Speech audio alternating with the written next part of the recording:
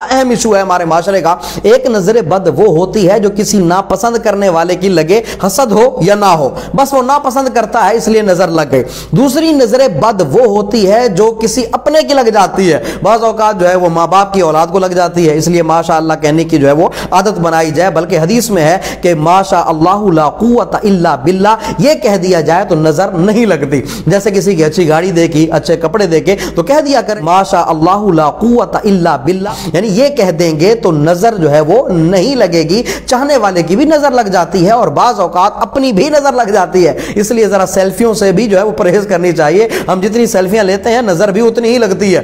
تیسری نظر ہوتی ہے حاسد کی نظر، جو آپ سے جلنے والا ہے، اس کی جو نظر ہوتی ہے یہ بہت زیادہ خطرناک ہوتی ہے، شدید خطرناک ہوتی ہے۔ اور یہ نظر لگتی کیسے ہے؟ کہا کہ انسانی جو نظریں ہیں نا، انسانی نظروں سے جو شعاعیں نکلتی ہیں، ان شعاؤں میں زہریلا پن بھی ہوتا ہے۔ شعاؤں کا تو سب کو ہی پتا ہوتا ہے، کوئی نفرت سے دیکھے تو بھی پتہ چل جاتا ہے، کوئی محبت سے دیکھے تو بھی پتہ چل جاتا ہے، لیکن جب کوئی حسد کی نگاہ سے کسی کو دیکھتا ہے تو جو حسد کا زہر اس کے دماغ میں پیدا ہوتا ہے نا، وہ ان شعاؤں کے ذریعے سامنے والے پر اثر کرتا ہے اور اس کو نقصان پہنچاتا ہے۔ اس لیے حسد والے کی نظر بڑی شدید ہوتی ہے، اس لیے کہا گیا کہ اپنی نعمتیں چھپا کر حاسدوں سے بچو۔ بلا وجہ ہر ایک کے سامنے اپنے کاروبار کی باتیں، اپنے پیسے کی باتیں، تعلقات کی باتیں نہیں کرنی چاہیے۔ میں اتنا کما رہا ہوں، میرے پاس اتنا پیسہ ہے، میرا بیٹا اتنا کما رہا ہے، تو یہ باتیں لازمی ہے لوگوں سے چھپانی چاہیے، خاص طور پر کسی محروم آدمی کے سامنے۔ ایک یہ ہے کہ ایک کاروباری آدمی دوسرے کاروباری آدمی سے بات کرے، وہاں بھی تھوڑی احتیاط کرنی چاہیے۔ ایک یہ ہے کہ ایسے بندے کے سامنے بات کرنا جو محروم ہے، وہ نگاہ حسرت و نگاہ حسد ڈال دے گا تو اس سے بچنا چاہیے۔ اس لیے پہلے کے جو علماء ہوتے تھے نا، وہ فرماتے تھے کہ بازار سے کھانا خرید کر بھی نہ کھاؤ۔